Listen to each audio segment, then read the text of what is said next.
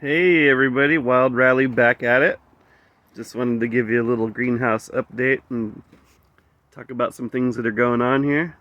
Um, so yeah, this is my last year's cloning tub, and we got some pomegranates, got different pears and apples and chestnuts and lemons and oranges, and a couple of volunteer oak trees. Oak trees, if you can get the whole entire taproot intact, you can grow an oak tree. But if you sever that taproot, it doesn't go so well. At least that's my experience. Um, and then last winter, because actually, happy spring. It's day one of spring. Um, so last winter, I clipped some of these pomegranates, and you can see there's a little bit of fresh growth.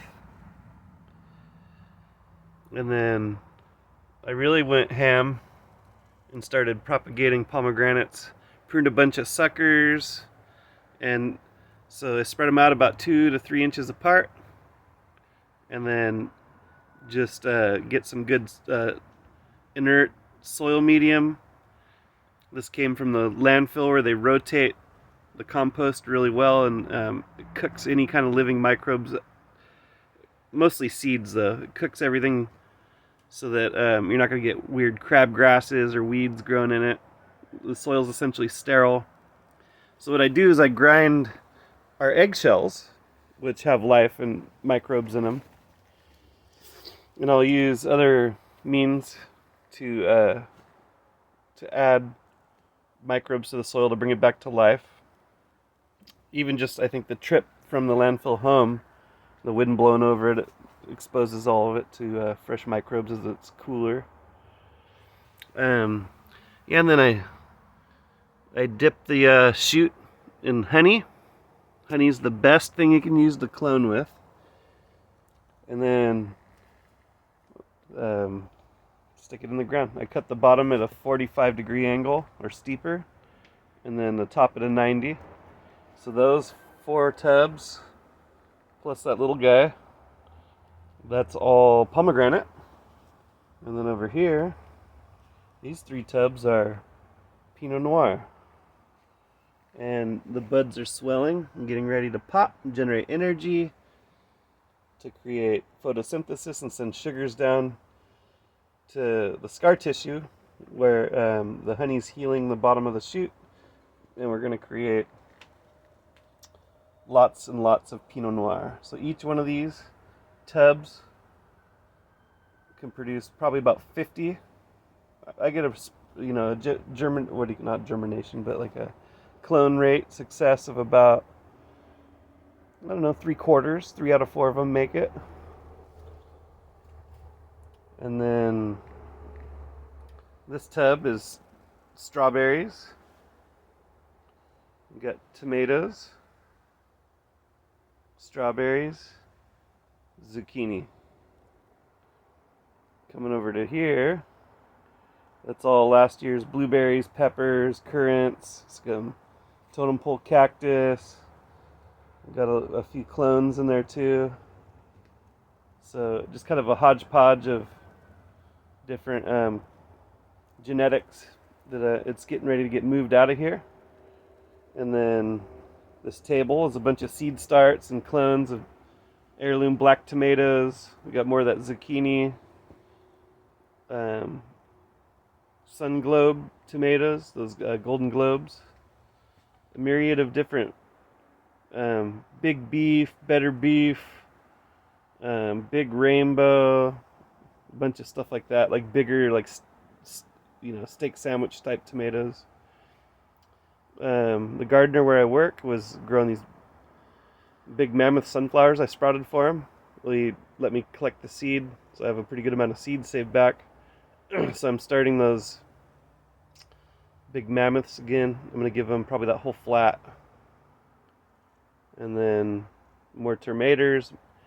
I put 2 seeds.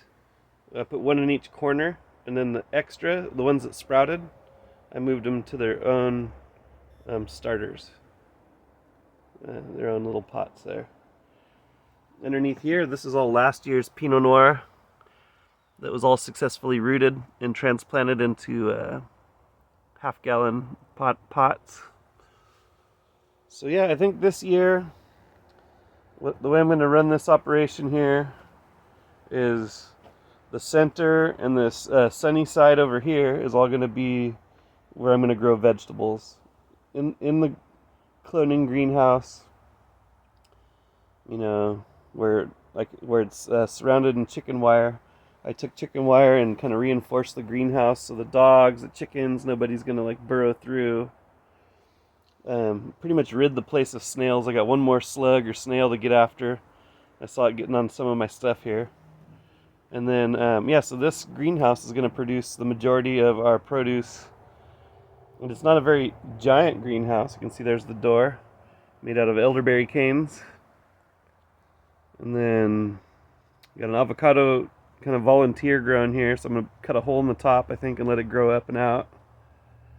Because it'll probably be here long after I take down the greenhouse. Yeah, so it's like, I forget how long the greenhouse is. It's like one of those $350 greenhouses. It blew down, rain collected here above the bar and created weight, and then it crushed the greenhouse a few years ago. So I reinforced it with chicken wire all the way around, top and bottom.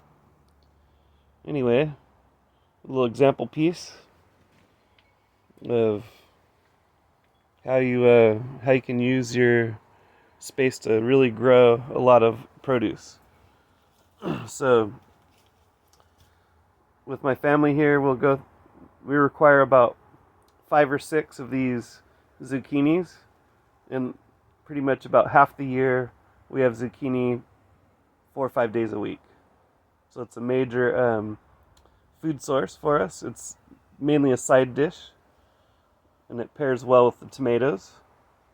Actually, my aunt from New Zealand taught me a cool recipe with onions and tomatoes and zucchini, and you kind of saute it up with some garlic and a light olive oil, making my mouth water. A little bit of cracked pepper. It's delicious. So thank you, Aunt Sue in New Zealand. And then my cousin out there in kind of Northern California will come out once in a while and we'll swap plants. I trade seeds with people.